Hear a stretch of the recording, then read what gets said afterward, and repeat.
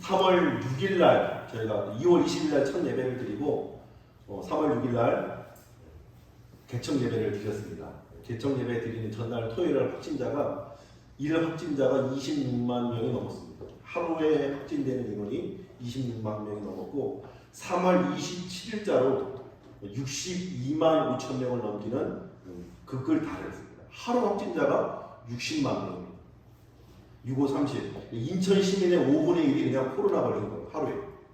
그런 시기를 코로나 한복판을 뚫고 와서 그때는 여러분이 지금 앉아있는 빨간 의자도 없었고요. 그냥 플라스틱 의자가 전부였습니다. 이런 모니터 뭐 이런 방송 장비들 다 없었습니다. 그냥 올게 한 노 권사님 두 분이 70, 80대 되는 노 권사님이 목사님 개척한다고 개척을 준비하고 기도하고 있는 전국을 돌아다녀도 1,000만 원에 50만 원짜리 월세 상가를 넣을 수가 없더라고요. 제주도부터 부산, 대구, 대전, 또 강원, 경기 다 뒤져도 1,010만 원짜리로 예배 드릴 수 있는 장소가 없더라고요. 그래도 인천이 제일 싸요. 그래서 인천을 또 지지고 또 지지고 또 지지다가 하나님께서 너무 지쳐서 여러분 아시는지 모르겠지만 산 넘어 남초면이라는 그 음식점이 있어요. 강원도 음식점. 거기가 이제 카페로 바뀌었는데 남초면으로 거기가 지쳐서 이제 커피 한 잔을 마시고 있는데 여기서 예배하면 어떨까 이런 이제 생각이 드는 거예요. 그래서 사장님께 용기를 내서 말을 해보고 여기 주일날 쉬는 걸로 알고 있는데 좀 주일만 여기서 예배드리면 안 되겠느냐 그렇게 이제 여쭤봤는데 그 따님이 충신대학교 기독교 음악교육과를 나오셔가지고 그렇지 않아도 주일날 쉬는 이 공간을 거룩한 일에 쓰임받고 싶은 마음이 있었다는 거예요. 그래서 이 이야기가 진전이 되는 줄 알고 한 달 동안 기다리는데 이제 가족들이 반대를 하는 거예요. 코로나가 지금 하루에 20만 명, 30만 명을 넘어가는데 말이 되느냐, 비용적인 측면, 또 사고 났을 때 어떻게 해야 되냐, 뭐 여러 가지 이야기들이 나와서 회의를 거듭해서 결국 안 되고 그 식당과 카페 사이에 있는 컨테이너 박스 하나를 저에게 무료로 임대해 주겠다. 그냥 와서 예배하시라고. 한 30명 정도 들어갈 수 있는 이 대기 공간이에요. 번호표 보고 대기가 할 수 있는. 그래서 갔는데 주일날 가정 예배를 드리고 갔는데 보니까 화장실이 없는 거예요. 기도하고 나오는 거예요. 그래서 아무리 생각해 보아도 우리 생리현상이라는 걸 어찌할 수 없지 않습니까? 그래서 한두 시간 참아야 되는데 그게 말이 되냐고요. 그래서 이건 아니지. 그냥 컨테이너로 박스 있잖아. 화장실 박스 이동식. 그걸 하나 갖다 놓자니 그것도 또 허락 맡아야 되고. 그래서 또다시 기도하던 중에 카페가 여기밖에 없냐? 인천에 있는 주일날 쉬는 카페를 한번 다 뒤져보리라 하는 마음으로 문을 두드리기 시작했어요. 그러다가 석바이역 1번 출구에 나오면 할렐루야 건물이 있습니다. 할렐루야 건물 1층에 보면 길 위의 꿈 도서관이라는 데가 있어요. 도서관 길 위의 꿈이라고 하는 공간인데 거기도 여기 못지않게 공간이 꽤 넓어요. 그래서 거기서 예배하면 좋겠다 해서 관장님한테 얘기를 했는데 관장님도 한 2주간 고민하시고 사모님이랑 상의하더니 교회가 들어오는 건 좀 어렵겠습니다 라고 이렇게 거절을 받았어요. 그러면서 하시는 말씀이 내 친구가 여기 YMC 2층에서 1년간 2년인가 예배하다가 자기 예배 공간을 처서로 얻어서 개척해 나가신 친구 목사가 있다는 거예요. 그러면 그 YMC에 또 자기가 아는 후배가 이번에 팀장이 됐대. 그래서 그 팀장님을 좀 소개시켜달라고 제가 요청을 했더니 그분 팀장하고 전화를 해보고 이제 이야기를 해보니까 그분 짬밥이 한참 아래인 거예요. 팀장님인데 이거를 뭐 렌트 해주고 할 수 있는 레벨이 아닌 거예요. 그래서 그게 캔슬이 되고 또 하나님 앞에 기도하고 하나님 이 YMC 2층 관광증 너무 좋은데 하나님 좀 빌릴 수 있는 길이 없을까요? 다 기도하는데 하나님의 수요일 저녁이었던 것 같아요. 번뜩 생각나는 게 그 낙원제일교회 그 김권준 장로님이라고 여기 YMCA의 역대 이사장이었습니다. 그래서 뭐 해마다 연말이 되면 우리 아이들 좀 모집해 주십시오 하고 YMCA 책자를 저한테 가져온 적이 있었어요. 그게 번뜩 생각나는 거예요. 바로 전화를 했죠. 장로님, 제가 이만저만해서 예배처소를 공간을 얻고 있는데 그 YMCA가 참 좋을 것 같습니다. 그랬더니 좀 어떻게 안 되겠습니까? 그랬더니 내일 모레 이사회야. 이사회 때 내가 한번 얘기해 볼게. 그래서 이사회에 들어가서 이 공간을 한 교회 개척교회에게 좀 임대를 해주고 싶다. 그래서 이제 허락이 됐어요. 근데 이 장로님은 이 공간을 허락된 게 아니라 1층에 보면 이거 한 4분의 1만한 한 30명 들어가면 30명, 35명 들어가면 꽉 차는 공간을 빌려주는 허락을 받은 거예요. 그래서 그 다음날 전화 오셔서 오라고 해서 제가 양복도 못 입고 갑자기 오라고 하니까 뽀글이 하얀 양털 같이 생긴 거예요. 그 잠바를 입고 안에는 모자 쓰고 같이 이제 온 거예요. 이제 바로 YMCA 회장님과 미팅을 해주는 거예요.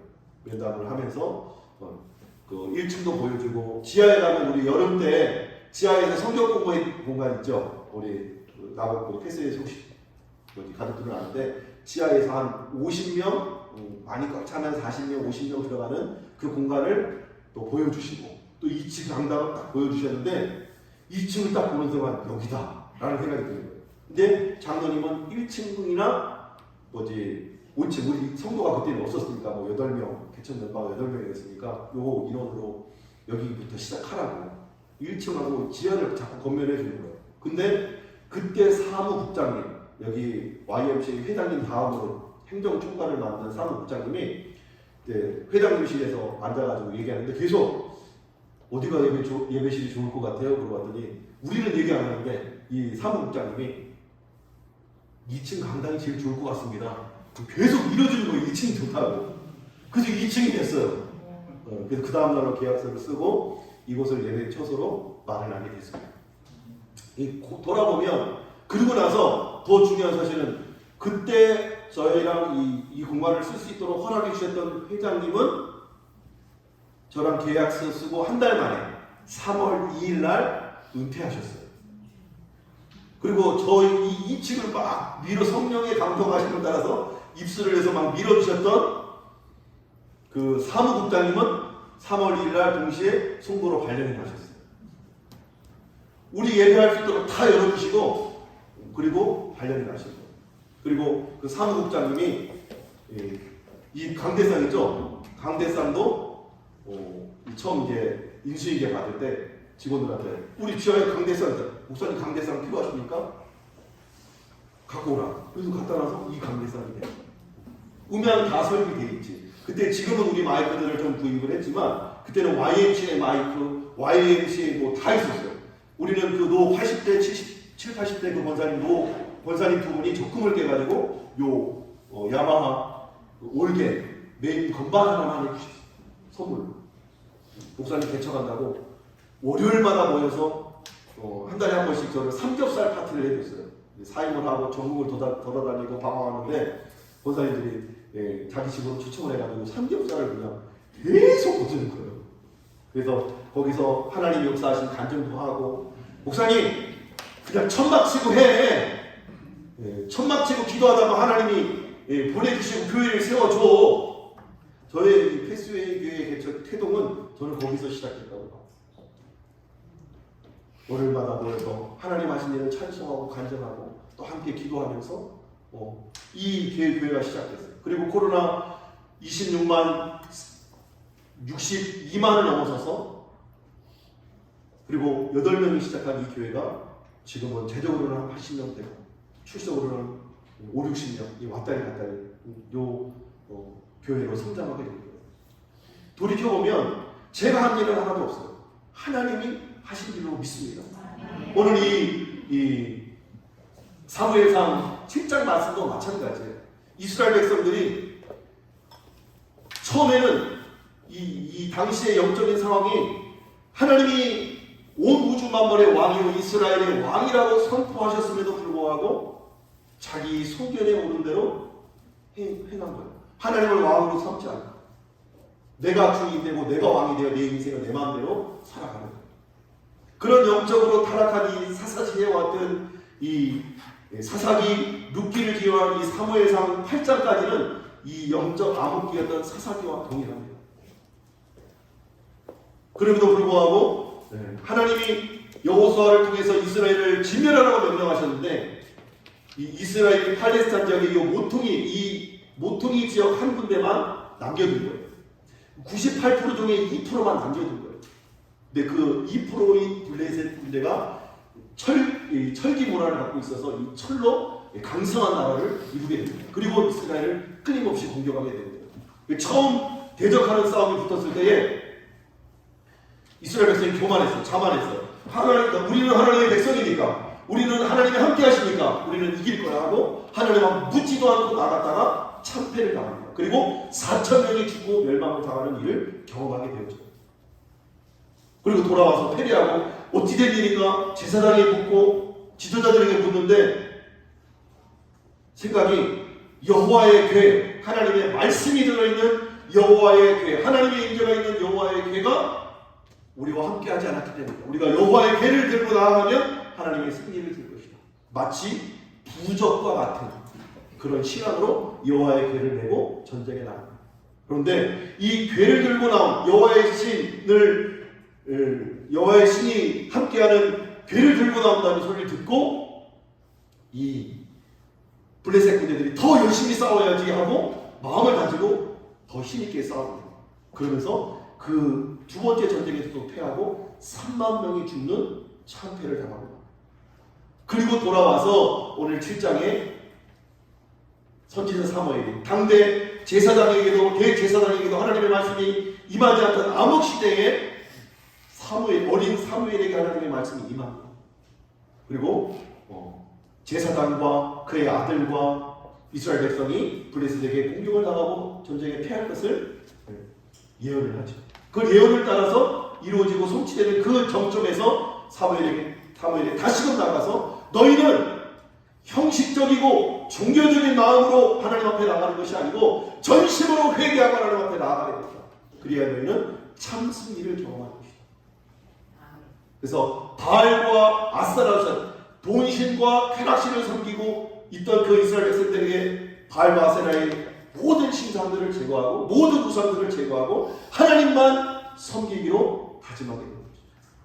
그 장면이 오늘 사무엘서 7장 3절 4절에 기록되어 있습니다. 여러분 성경이 있으면 한번 읽어보겠습니다. 제가 읽어드릴 테니까 눈으로 한번 보세요. 사무엘이 이스라엘 온 족속에게 말하 이르되 만일 너희가 전심으로 여호와께 돌아오려거든 이방신들과 아스타롯을 너희 중에서 제거하고 너희 마음을 여호와께로 향하여 그만을 섬기라. 그러면 너희를 블레셋 사람의 손에서 건져내시리라. 이에 이스라엘 자손이 바알들과 아스타롯을 제거하고 뭐만 섬기니라?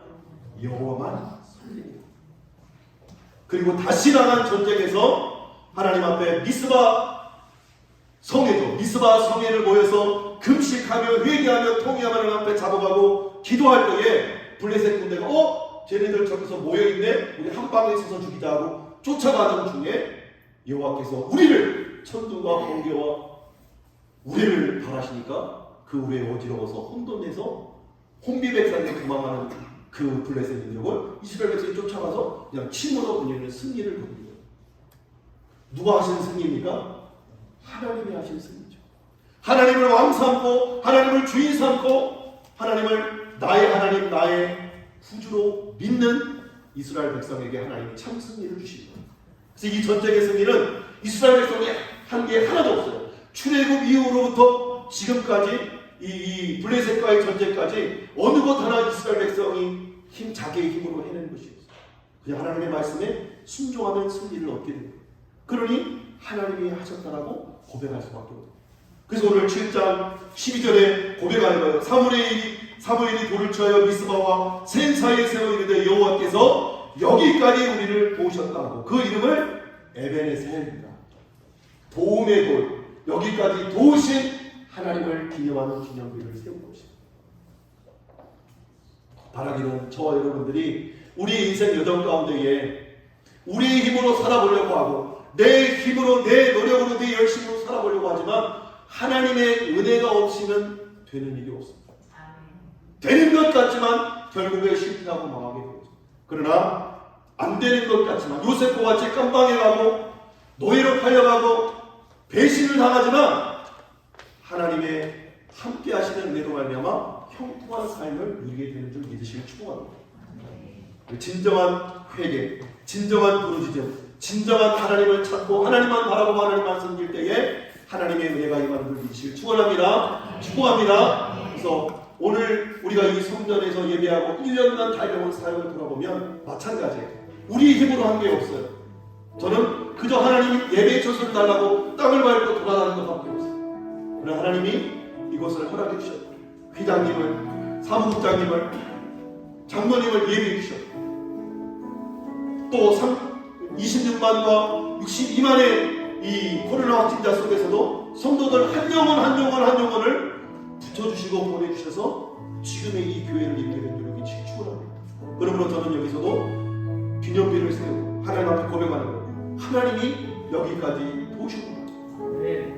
하나님이 여기까지 도우셨구나. 우리 함께 고백해 볼까요? 하나님이 여기까지 도우셨습니다. 여러분의 삶, 나의 삶, 우리들의 삶, 여기까지 인도하신 것, 여기까지 도우신 것 하나님이셨습니다. 하나님의 은혜입니다. 이 고백이 저와 여러분에게 있어지기를 주님으로 축복합니다. 다 함께